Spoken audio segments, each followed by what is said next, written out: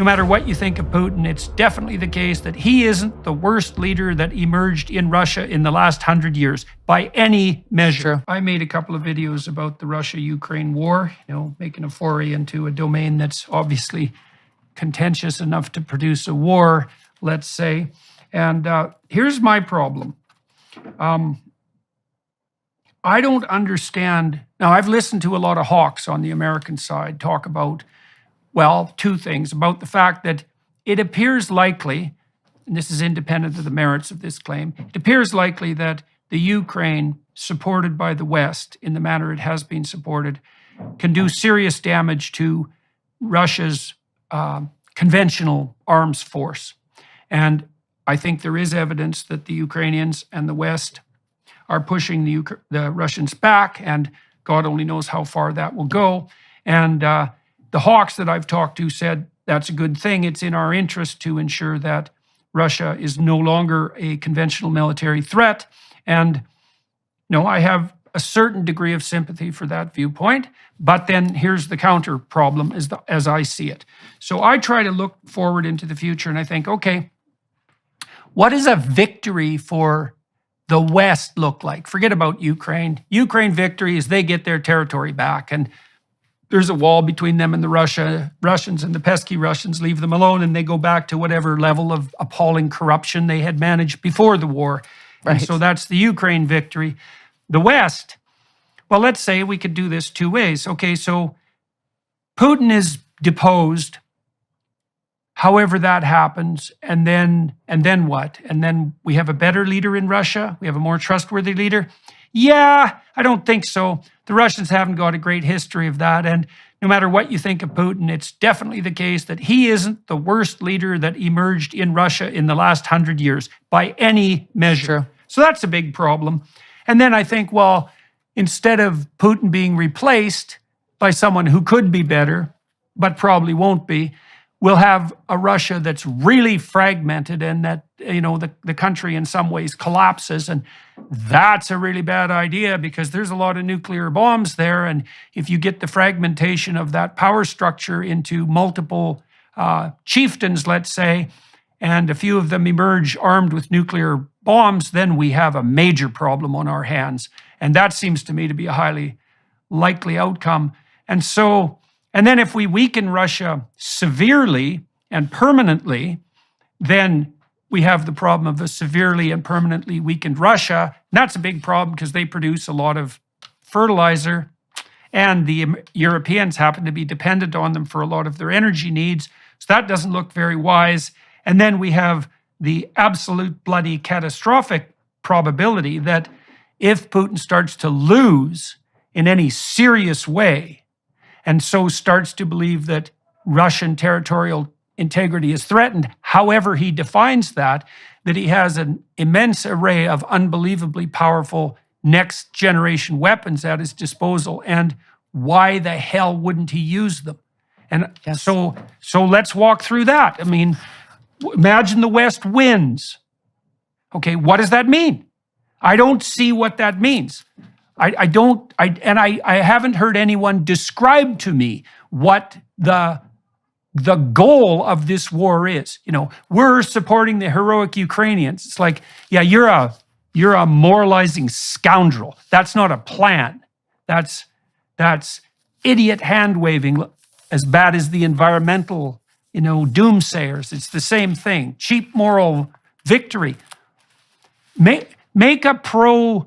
Can you make a pro and then a cautionary war case in relationship to the Russia and Ukraine? What's in America's true interests as far as you're concerned? Well, this is exactly, you have very clearly laid out not only the problem with how this President Biden and frankly, Democrat and Republican leaders in Congress who are applauding and pushing for and escalating this war is how short-sighted they are. But also, this has been the problem in U.S. foreign policy from our leaders for so long is they are not actually thinking clearly, if they're thinking at all, about what is our goal? What is our objective? Yeah. what you said, what does a win look like? How is it defined? Even theoretically. Even theoretically, Yeah. whether it's realistic or not, just saying, well, we're fighting for democracy. That's not Yeah, that's right. not a goal.